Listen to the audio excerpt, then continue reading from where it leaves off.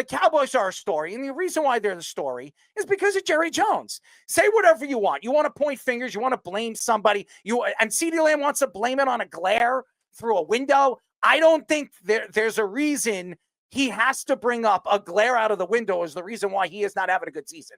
The reason why he's not having a good season is the Cowboys' offensive line is old. This team is old, and they need to rebuild.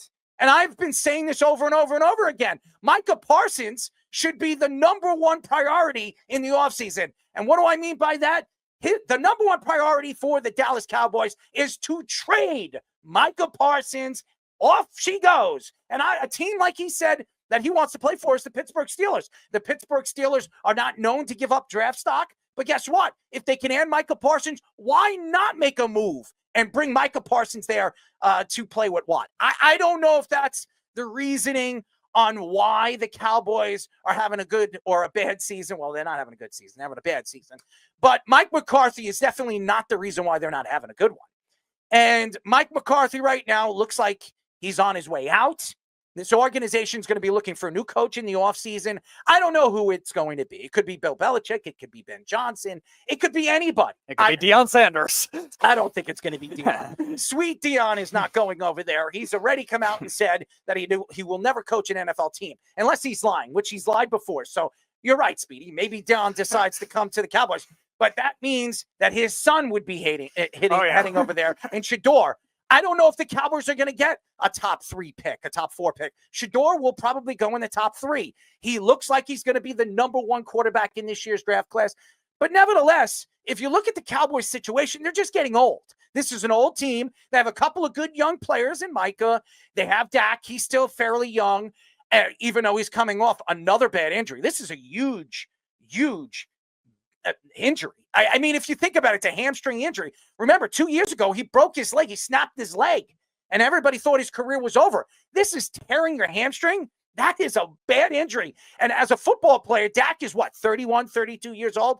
How many years does he have left where he is going to have to use his arm instead of his legs? Dak Prescott is, I would say, a rotational quarterback that likes to come out of the pocket and use his legs, but he's not going to be that. Russell Wilson was a quarterback like that too when he came into the league. He's no longer that. He's become a pocket present quarterback. Now, can he do that? Can he move inside and out of the pocket? Absolutely can. But again, I don't know if Dak Prescott having an injury like this is going to be the same quarterback. Now, I'm not going to doubt Dak Prescott because every time everybody's doubted this guy, he's come back and he's become an MVP candidate. He's become such a good Samaritan for the NFL. And a lot of people say, well, Dak Prescott's not good in the big game. There's a lot of quarterbacks not good in the big game. The one thing Dak does is he puts up numbers and he gets his team in the playoffs. Go look at Dak's numbers, winning and losing percentage. His winning percentage is one of amongst the league's best. Maybe it's because of coaching. Maybe it's because he's in the NFC East and because the NFC East has been so bad for such a long time. And it's really just been the Eagles and them. The Giants have had one good year over the last 7-8 years. It hasn't been good for the Giants, and Washington's finally figuring it out. They have Jaden Daniels. They're starting to really explode and become the center of attention in the NFC East. But again, right now, CeeDee Lamb should not be speaking. CeeDee Lamb should not be going out there and bringing up curtains is the reason why he can't catch the ball. That is stupid. That is dumb. That makes him look really, really bad. Have you heard Justin Jefferson come out and say that the lights are too bright over there in Minnesota, and that's the reason why he hasn't caught the ball as much as he has over the last 3 years? That's not the reason why. Even though he's got great numbers. I'm not saying Justin Jefferson doesn't have great numbers. Does he have the numbers that he's had over the last 3 years? No, he doesn't. But again, he's not going to come out and say, oh, it's the glare of the lights. We need to take those lights out. It's ridiculous. And that's not an excuse. The excuse should be this team is not talented. This team was not built to win. This team was built to pay me because that's what they did. They paid CeeDee Lamb. They paid Dak Prescott. Those are the facts. And that's what Jerry likes to do. He likes to pay his superstars. And then he's trying to find ways to bring in these past tense superstars that are no longer good. This has been Jerry's way for a long, long time. And here's the thing. Jerry's going nowhere. He's going nowhere. So if anybody thinks Bill Belichick is going to come over there and coach this team, you're drowning and you're going to sink to the floor. It's never going to happen, because if Jerry's running this organization and Jerry has say, ask Bill Parcells, ask anybody that's taken, Jimmy Johnson, ask any one of these guys that have been there. It doesn't work. He will not give you the opportunity to pick your players. It's Jerry's way or the highway. Well, yeah, and then, like, if you go and look at Jerry Jones's comments, just to The Athletic, if he's like, "What do you want us to do? Build another stadium?" Like, he goes, "Well, let's tear the damn stadium down and build another one. Are you kidding me? Everybody's got the same thing." And yeah, and I think too, from as far as Micah Parsons, I don't know if he was necessarily fully blown coming at McCarthy or whatever, and he feels bad for the old guys, the veterans, whatever. And it's like I said, if you have those conversations, and I get you have a platform and I understand it, and obviously this podcast and what have you, but I think you're 100% right in just they're getting old, and you're going to find an excuse to somehow, some way, make an excuse. And I think, when you look at it as a whole, and, he wants to blame it on glare, do 1,000% put curtains in, why are you the only one you've seen the picture that they showed how bright it is. So you're the only one complaining. Everybody else that's played in the stadium. Have we heard anything about it?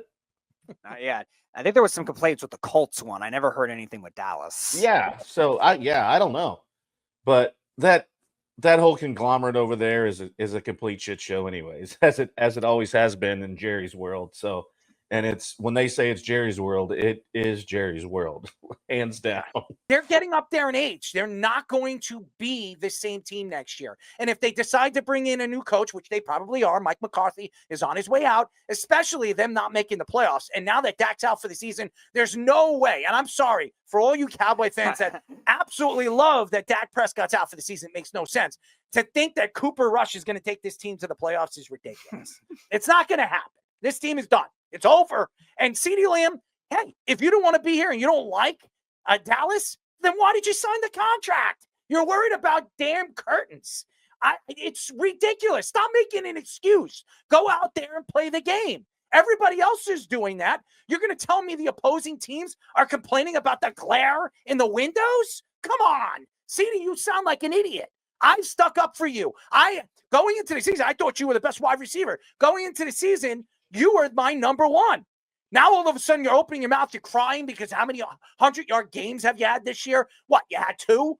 And it's not been a good season for you. It's not been a good season for the Cowboys. There's a reason why it hasn't been a good season for the Cowboys.